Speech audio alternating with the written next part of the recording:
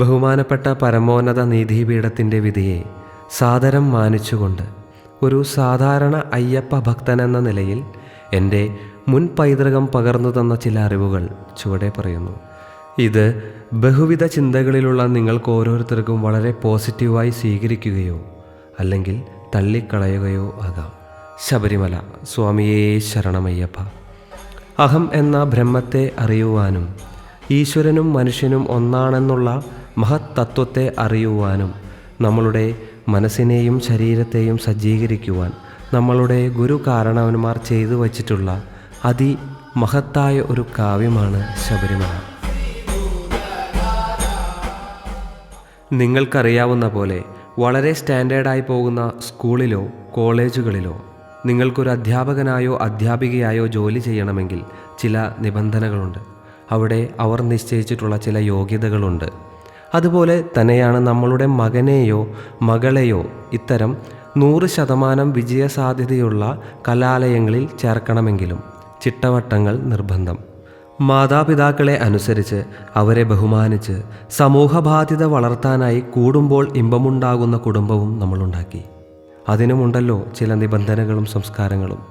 ഇത്തരത്തിലുള്ള ചിട്ടവട്ടങ്ങൾ ശിഥിലമായി പോയാൽ നാം ഇന്നു കാണുന്ന പോലത്തെ പലതരത്തിലുള്ള ദുരനുഭവങ്ങളും നമ്മളുടെ കണ്ണിൽ കാണേണ്ടതായി വരും. ഇവിടെ ശബരിമലയിൽ അയ്യപ്പൻ എന്ന് പറയുന്ന നൈഷ്ഠിക ബ്രഹ്മചാരി സങ്കല്പത്തിലുള്ള പ്രതിഷ്ഠ നമ്മളുടെ അച്ഛനായി, അമ്മയായി, നേർവഴിക്ക് കൈപിടിച്ചു നടത്തുന്ന സദ്ഗുരുവായി വിളങ്ങുന്നു. ഇത്തരം സച്ചിന്തകളെ സാധ്യമാക്കാനായി മാനസവും ഈശ്വരീയവും തമ്മിൽ ബന്ധിപ്പിക്കാനുള്ള അദൃശ്യമായ ഒരു പാലം സ്വാമിയുടെ മുദ്ര അണിയുന്നതിലൂടെ ഓരോ സ്വാമി ഭക്തനും കരഗതമാകുന്നു. 41 ദിവസത്തെ കഠിനവ്രതം നമ്മളുടെ ശരീരത്തിലെ ഓരോ പഴയ കോശവും മരിച്ച് പുതിയ കോശം പുനർജനിക്കുന്ന ഒരു കാലയളവാണ്. ഈ 41 ദിനരാത്രങ്ങൾ ഈശ്വരചിന്ത മാത്രം വച്ച് കാമക്രോധ ലോപമോഹാദികൾ വെടിഞ്ഞ് സാത്വിക ഭക്ഷണം മാത്രം ഭുജിച്ച് സൽപ്രവൃത്തികൾ ചെയ്ത് സർവചരാചരങ്ങളിലും കുടികൊള്ളുന്ന ദൈവാംശത്തെ കണ്ട് നമ്മൾ ചെയ്ത പാപങ്ങളും തെറ്റുകുറ്റങ്ങളെല്ലാം ഏറ്റുപറഞ്ഞ് ഉറക്കെ സ്വാമിയെ വിളിച്ച് കിതച്ച് മനുഷ്യൻ്റെ ആദ്യ വീടാകുന്ന കാനനത്തെയും പക്ഷിമൃഗാദികളെയും തൊട്ടുതൊഴുത് അറിവിൻ്റെ 18 പടികളും ഏറിച്ചെല്ലുമ്പോൾ ഭഗവാൻ തത്വമസിയിലൂടെ പറയുന്നു, ഞാൻ നീ തന്നെയെന്ന്. ഭഗവാൻ ഇങ്ങനെ അരുളുമ്പോൾ ഓരോ ഭക്തനിലും ഉണ്ടാകുന്ന ആത്മനിർവൃതിയാണ് അല്ലെങ്കിൽ സംതൃപ്തിയാണ്, സാക്ഷാത്കാരമാണ് ശബരിമല വ്രതവും സാക്ഷാൽ മണികണ്ഠനും. ഇവിടെ 41 ദിവസത്തെ കഠിനവ്രതം ഒരിക്കലും യുവതികൾക്ക് മാസമുറയിലൂടെ പ്രാപ്യമല്ല. ഈ ദിവസങ്ങളിലെല്ലാം തന്നെ അവരുടെ ചിന്തകൾ ഈശ്വരൻ എന്ന് പറയുന്ന ഒരു ബിന്ദുവിലേക്ക് 100% കേന്ദ്രീകരിക്കാൻ സാധ്യമല്ലാതായി വരുന്നു. ഇത് സ്വാമിയുടെ ഓരോ യഥാർത്ഥ ഭക്തകൾക്കും നന്നായി അറിയാം. സ്വാമിയുടെ ഓരോ ഭക്തർക്കും ബ്രഹ്മചര്യം എന്ന അവസ്ഥയെ സാധ്യമാകാനായി നമ്മളുടെ ഗുരുകാരണവന്മാർ ചെയ്തു വച്ചിട്ടുള്ള അതിബുദ്ധിയുള്ളൊരു ഡിസൈനിങ് ആണ് ഈ വിലക്ക്. നമുക്കറിയാം, ഈ കാലഘട്ടത്തിൽ നാം ഓരോരുത്തരും പല വിധത്തിലുള്ള സോഷ്യൽ മീഡിയ ആപ്പുകളും ഉപയോഗിക്കുന്നവരാണ്. നമ്മളെല്ലാവരും ഫേസ്ബുക്ക് ഉപയോഗിക്കുന്നവരാണ്, വാട്സപ്പ് ഉപയോഗിക്കുന്നവരാണ്, ഇൻസ്റ്റാഗ്രാം ഉപയോഗിക്കുന്നവരാണ്. ഇതിൻ്റെ പിന്നിലെല്ലാം തന്നെ ഇതിൻ്റെ തരത്തിലുള്ള ഒരു ഡിസൈനിങ് ഉണ്ട്. ആ ഡിസൈനിങ്ങിലൂടെ അത് ചെയ്യുമ്പോൾ അതിൻ്റേതായൊരു മുഖച്ഛായ വരുന്നു. ഈ വിലക്ക് ആരെയും വേദനിപ്പിക്കാനോ മാറ്റി നിർത്താനോ വേണ്ടിയിട്ടുള്ളതല്ല, മറിച്ച് കോടിക്കണക്കിന് വരുന്ന അയ്യപ്പ ഭക്തരുടെയും 10 വയസ്സിന് താഴെയും 50 വയസ്സിന് മുകളിലുമുള്ള മാളികപ്പുറങ്ങളിലൂടെയും ഈശ്വരനെ അടുത്തറിഞ്ഞ സദ്ഭാവനകളോടുകൂടിയ സമൂഹത്തെ സൃഷ്ടിക്കുവാൻ ശബരിമല ഈ കാലഘട്ടത്തിൽ വളരെ പ്രാധാന്യമർഹിക്കുന്നു. നാം ഓരോരുത്തരും നമ്മളുടെ പൂർവികരുടെ നല്ല നടപ്പിനെ പിന്തുടരുന്നവരാണ്. അവർ കലാകാരനാണെങ്കിലും രാഷ്ട്രീയക്കാരനാണെങ്കിലും ഏതൊരു കുലത്തൊഴിൽ ചെയ്യുന്നവരായാലും പൂർവികരുടെ നല്ല വശങ്ങളെ മാർഗമായി കൊണ്ടു നടക്കുന്നവരാണ്. ഇവിടെയും നമുക്കത് പ്രാവർത്തികമാക്കാം. അക്രമങ്ങളും വെല്ലുവിളികളും എല്ലാം മറന്ന് രാഷ്ട്രീയ ജാതി മതഭേദമന്യേ നാം ഓരോരുത്തർക്കും കൈകോർക്കാം. അതുപോലെ തന്നെ ഓർക്കണം, വിശ്വാസം എന്നത് ഓരോ ഭക്തൻ്റെയും മുന്നോട്ടുള്ള അവൻ്റെ ജീവിത വഴിയിലെ ഒരു കൈത്താങ്ങ് തന്നെയാണ്. അതുതന്നെയാണ് സാക്ഷാൽ ശാന്തസ്വരൂപൻ കാണാൻ ആഗ്രഹിക്കുന്നതും. സ്വാമിയേ ശരണമയ്യപ്പ. ഇവിടെ 4-ാം താളത്തിൽ അയ്യന് മുന്നിൽ വീണ്ടും ഒരു അയ്യപ്പ വർണ്ണന. ഏവരെയും അയ്യൻ അനുഗ്രഹിക്കുമാറാകട്ടെ.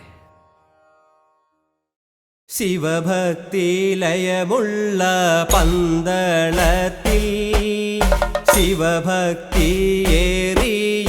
ഭൂപതിയും എന്നും തുണയായ ദൈവങ്ങളിൽ മനമുരുകും വേദനയാൽ കേണുരാജൻ ഒരു കുഞ്ഞിളം പൈതലിനെ തരിക ശംഭോ.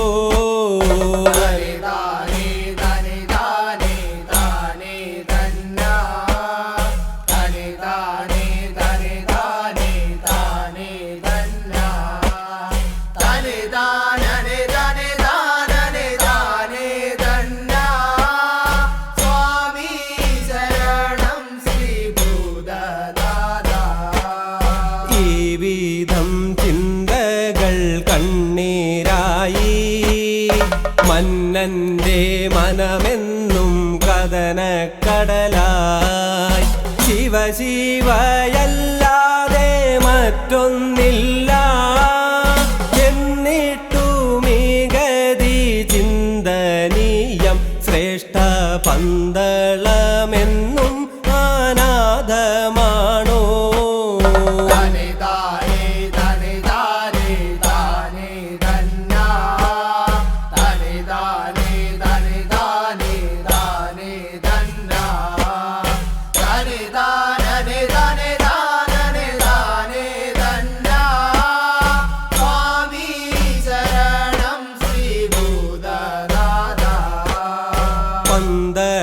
പന്തളരാജനും പരിവാരവും നായാടി വിളയാടി വിലസിടുമ്പോൾ പമ്പാ നദിക്കാരെ ചാരയായി ഒരു കുഞ്ഞിൻ രോദനം കേട്ടിടുന്നു.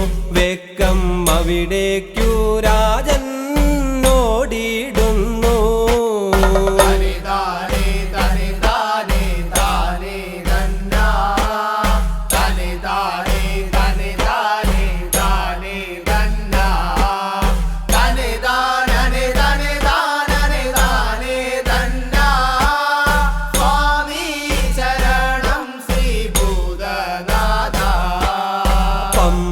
നദിയിലെ ഓളങ്ങളെ വെല്ലുന്ന പുഞ്ചിരി കണ്ടു രാജൻ. അകതാരിലൊരു മിന്നൽ പിണരു പോലെ എവിടെന്നോ ആമോദം ഓടിയെത്തി. പിന്നെ മണിയുള്ള കണ്ടവും കണ്ടു രാജൻ.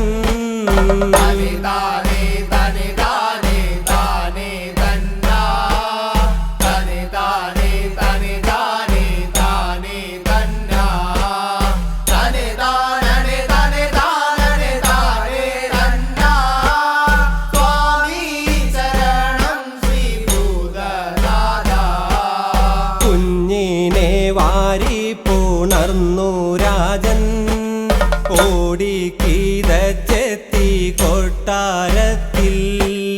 കലചന്ദ്രക്കല തന്ന സൗഭാഗ്യത്തെ മണികണ്ഠനെന്നു വിളിച്ചിടുന്നു. പന്തളരാജ്ഞീതൻ ചാരേ കിടത്തിയിടുന്നു.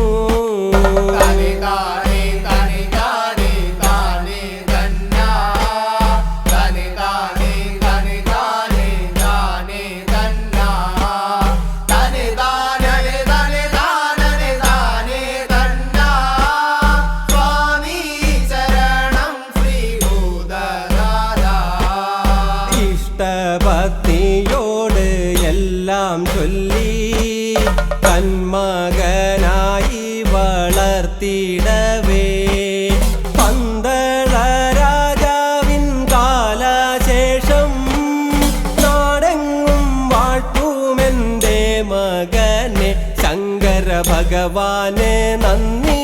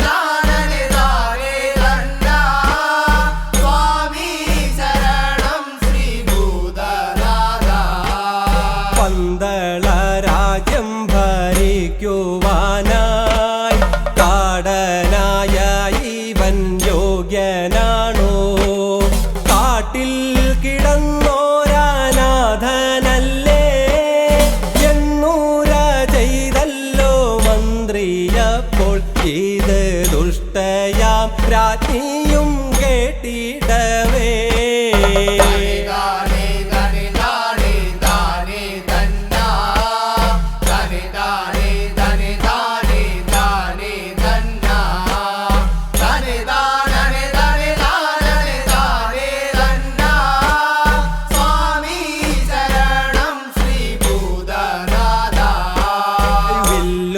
ശരങ്ങളും കയ്യിലേന്തി വൻകൂലി പാലിനായി പോയിടുന്നു ആകുല മാനസ പൂജിതനെ ദേവാശബരീശ ദേവപാദം എൻ്റെ ഹരിഹര സുതനേ ശരണം ശരണം